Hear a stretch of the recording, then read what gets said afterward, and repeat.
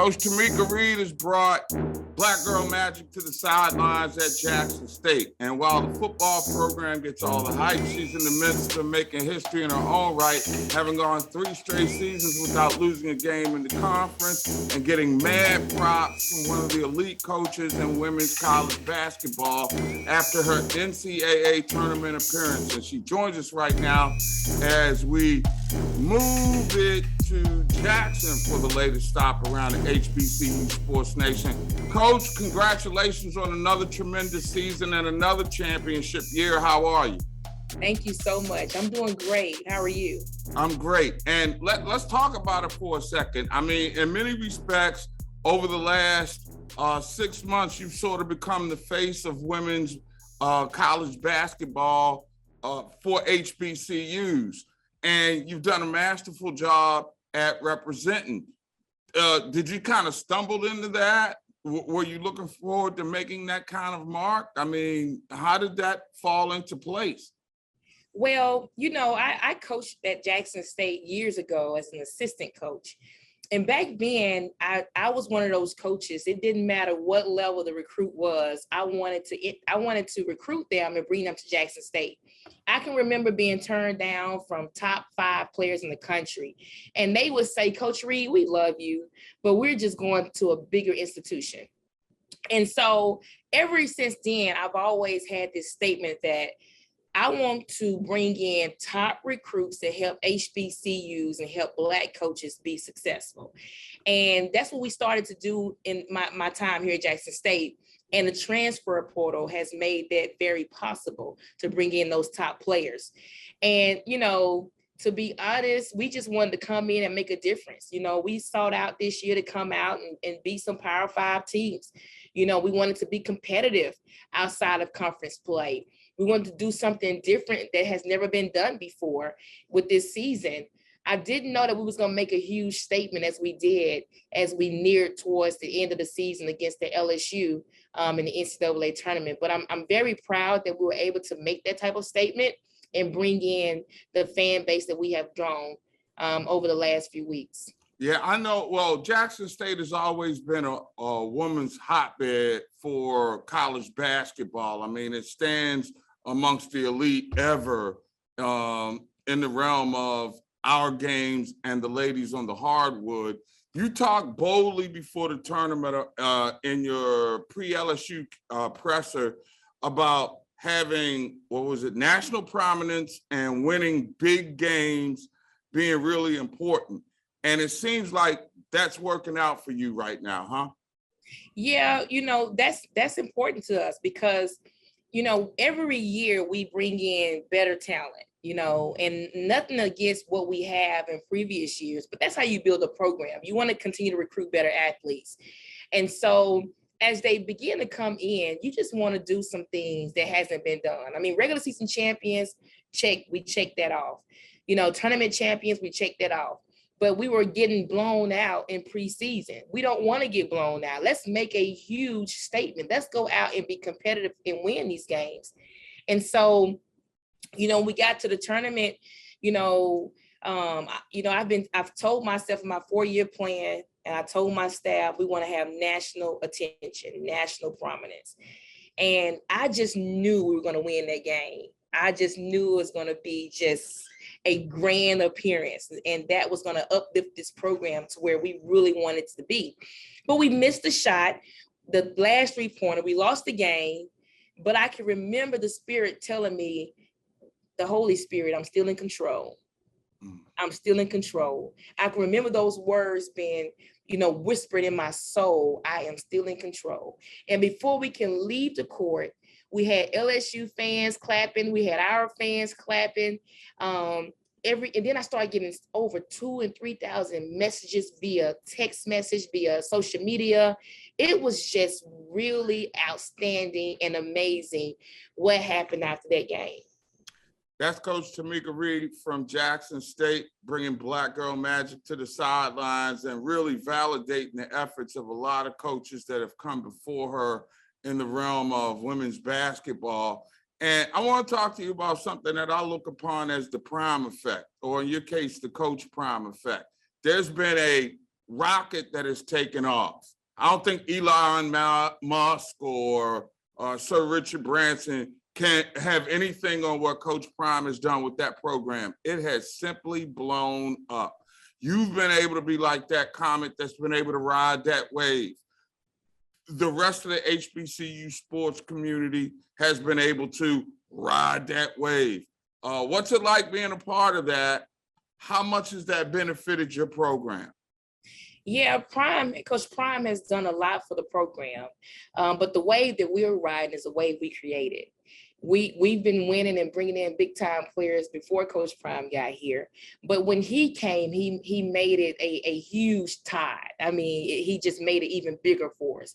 He put us on a bigger platform to get more attention, and so it's been very, very good to be a household name. It feels really good to be able to mention a Jackson State and everybody know who Jackson State is, and so that's certainly what he has brought to all of our programs here at Jackson State and to the university.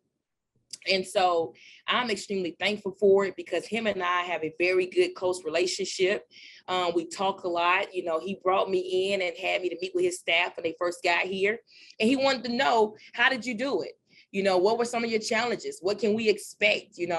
And I talked extensively about what we have and what we don't have, and how to push through that, how to not let your limited resources be a hindrance. We talked about the alumni, the fan base, and we talked about a lot. And from that day, I've encouraged him to continue to do great. He's encouraged me, and he encourages everybody to do great. We want this university to continue to move in a positive direction, and he certainly helps out with that for sure. And it's interesting that you bring that up because it was almost like you were sort of a consultant to help him ease into an enormous challenge, because a couple of years ago, even pre-COVID, there were some challenges that you guys had to deal with financially, physical plant-wise. Mother Nature, when you're down there in Hurricane Alley, is never a forgiving being. So talk about the ability to rise above that and to keep your program afloat, literally, to get it to where it is right now. What kind of challenges did you face? Well, our athletic director, Ashley Robinson, he does a great job. He does a great job in presenting us with, the resources we need for us to be successful. One thing that I like to focus on as a head coach is to control those things that I can control. And we don't put focus on other things that we can't. And that just keeps a positive mindset and keeps good energy flowing throughout the program. We had a lot of challenges that we were faced with this year, but my team always had my back. I had my team's back. We cried through it. We encouraged each other through it. And, we just stayed the course. We stayed the course and understood what our end goal was. And one thing we knew was that the more challenges that we saw, the better the reward was going to be in the end. We just had to hold on. And so that's what we were able to do. But it's like that across the board. You're going to face challenges, but you have to stay positive and find something positive within those areas in order to make it out. Coach Tamika Reed of Jackson State, our guest, as we continue making our way around the HBCU sports nation. Coach, you spoke with such reverence and passion after that LSU game about protecting HBCUs, building them up, and really much like you did, as though your coaching walk, as much as it is about influencing young ladies to becoming productive women, is as much about something beyond just coaching for the long-term legacy that you want to leave in the realm of our sports, HBCU alumni sports. What are your thoughts on that? Well, it's important to bring out the best in these young ladies. At the HBCU level, a lot of the players that I'm getting are players who need second and third opportunities, third chances. Somebody has wrote them off. And for me, I like for them to learn the betterment that they have inside, that there's more inside of you. I like to help them see everything from a different light, a positive light. And I use basketball. We use the community to do that. We use a lot of team building, a lot of character development things to kind of do that, and just get them to see something greater than themselves and not be so entitled and not to hold on to so much negativity. But it is very important to help develop these players for life after college. And so it's just not about wins and losses for me. And my players understand that. And I think that's why God has been so favorable upon this program, because I have a deeper investment than wins and losses. You know, my investment is in development, character development, personality development, skill development. I want them to be great in the class and on the court. So, and I think that's why we've been so successful. But I think all of those things are important when you're talking about the whole total player that's in your program. And so, and being, because you just never know. Some of your best athletes are some of the ones that are hard to work with, but I don't see players as being hard to work with. I like to meet them where they are and help them get over their hump. 1, 2, 3, Black Island Blues. Ride, come on. Black College, stand up.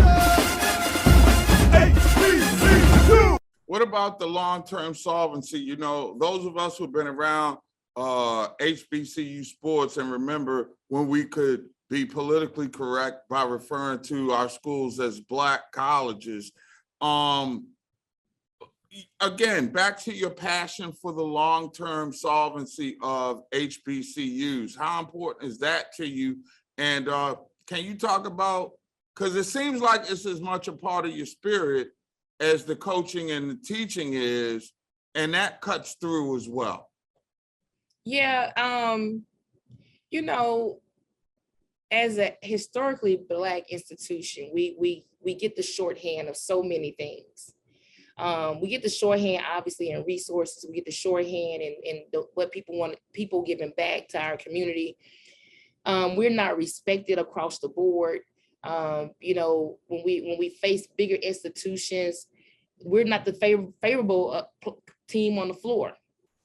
And so for me, I've been to predominantly white institutions. I've been to different places. I've coached at multiple institutions.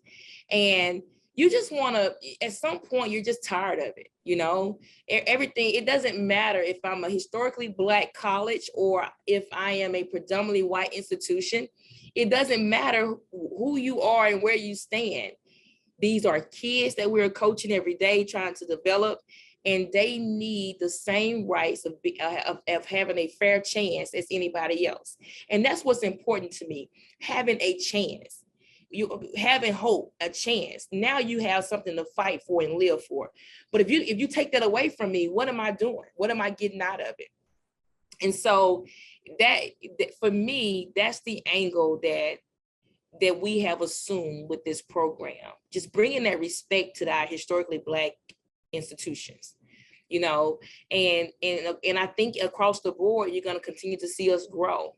You know, that passionate speech that I gave, I never meant for it to go viral. I never meant for it to touch millions and billions of people as it did, but I'm thankful because now we've opened up the doors to be able to recruit into the historically Black colleges all over the country to recruit great players who want to be a part of making a difference. So that's important.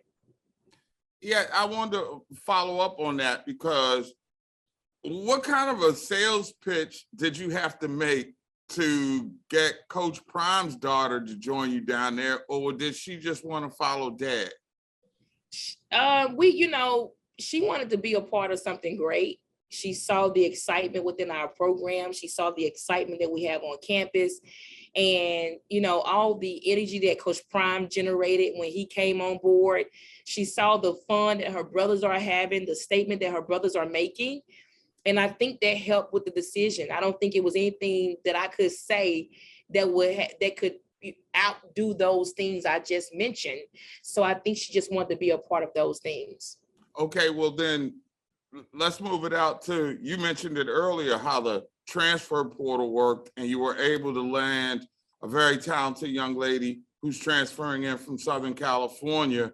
Can you talk about how you were able to do that? I mean, as much as, you know, any recruit that has been landed, that sent seismic shockwaves across the landscape of college sports, almost as though any of the football players that came into the program down there. Yeah, that was a big, huge commitment for us. You know, she was being heavily recruited by Power 5 institutions, and I mean big Power 5s. One of the schools just played in Elite 8. And so it just came to the wire, and, you know, but my coaching staff did a great job of tag teaming her in the recruitment process. I made it my, you know, priority to recruit her as well. And, you know, just building a relationship and letting her know how she fits and how special we see her in being in our program and what we can do for her further development. And she was really impressed with our organization. She was really impressed with our system and with our playing style, with our coaching style. She was impressed with our talent on the team. And she was highly impressed with our game day atmosphere. When she came down and to watch a game, it was one of those really important games that we needed to win. We had a really good hype band. And so she really enjoyed all that experience. Yeah, all you had to do is say game day atmosphere in Jackson State, and it was like, you got her. I've been there, done that, got the t-shirt or two, and a few pounds that I haven't been able to lose over the years as well. So you know what that's about. Before I let you go, I want to frame this in the context of what just happened with the men's tournament. And you look at a program like St. Peter's out of Jersey City, New Jersey, make their way, and again, it's the men's side, but still, they make their way to the Elite 8. St. Peter's at most has facilities and all that kind of stuff like you, at most. I could think I can make a compelling argument that in some areas you're better off. But when do you see a women's HBCU team make a run like that on that side of the March Madness? When do we see it? When can you see that happen? A women's HBCU team. I don't want to put any pressure on you per se, but let's just use you as an example. What we're in? What we in right now? 22? Yes, 2022.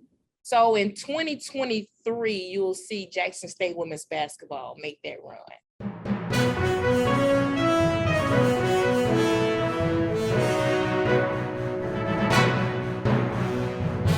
To the Elite 8? We're making that run. Okay. We're gonna make that run. I think it's time. I think my players, you know, have a taste in their mouths that they want to complete.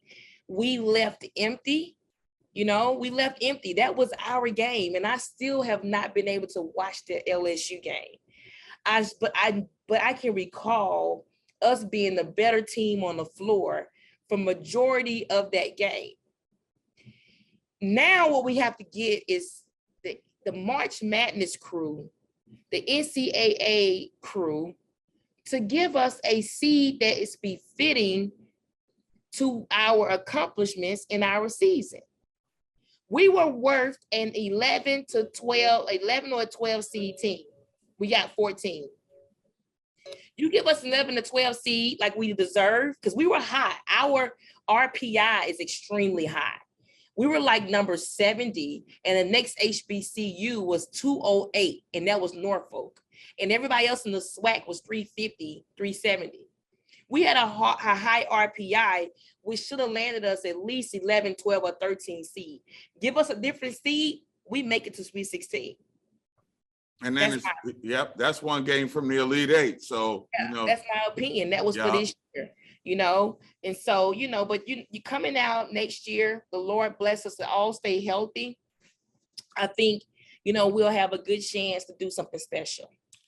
Well, you've already done something special. That would be like, I don't know what the next level from special is. I guess maybe cutting down the nets, but you guys are really doing a special program, and congratulations on the previous success. Oh yeah, by the way, you've got a conference that's supposed to know what you've done. They know your tendencies and everything. Undefeated 3 straight years.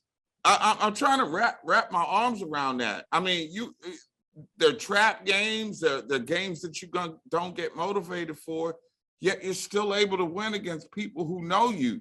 How does that work?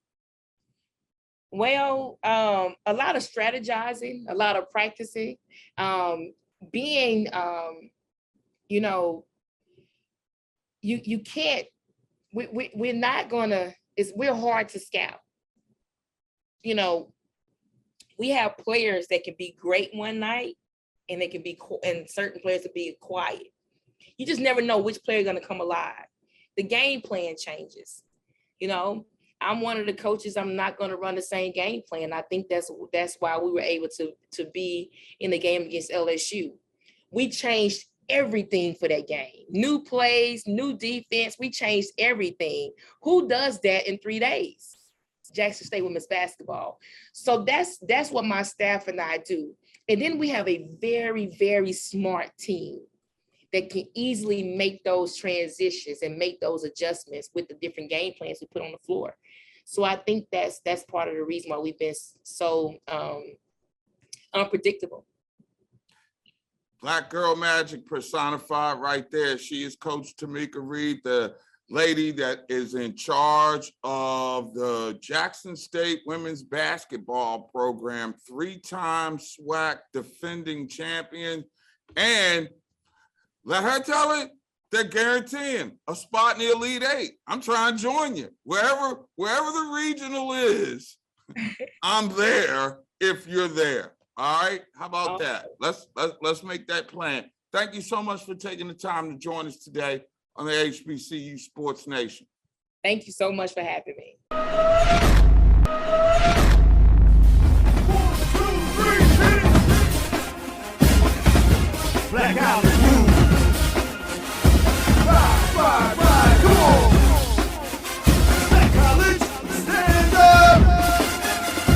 HBCU. Upon further review, I'd like to take this opportunity to present the first ever Dope of a Lifetime Athletic Achievement Award to Grambling State Athletic Director Travion Scott for taking the term tone deaf to a whole new level.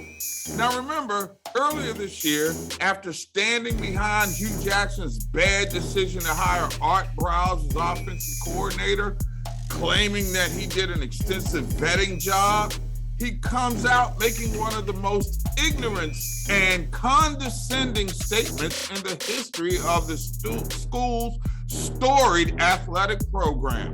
According to HBCUsports.com, Scott hired head coach Chelsea Lucas from Arkansas Pine Bluff, who then summarily cut the entire volleyball team. And what bothers me the most is that Lucas herself is a Grambling alum, and many of the players were blindsided by this life-changing decision. In a tweet, one of the players, Destiny Johnson, said she was, quote, sick to her stomach about having her and her senior year taken away after she and her teammates were treated like babies who were thrown out with the bathwater. She also alleged in that tweet that Lucas did so to recruit players from Arkansas Pine Bluff after berating this team for an entire season. Then that brings us back to this guy, Travion Scott. And it appears he has not gotten adjusted to this new world order of Black Girl Magic in intercollegiate athletics. And he must spend all day in his office sitting on his brain. He responded when questioned, reportedly, by HBCUsports.com, saying As the transfer portal empowers student athletes, our coaches are also empowered to make decisions that they deem necessary to advance their program. Really, Grambling? Is it all about the wins and losses at GSU now? That you've forgotten about the mission of HBCUs, or black colleges as we knew them when I was in school?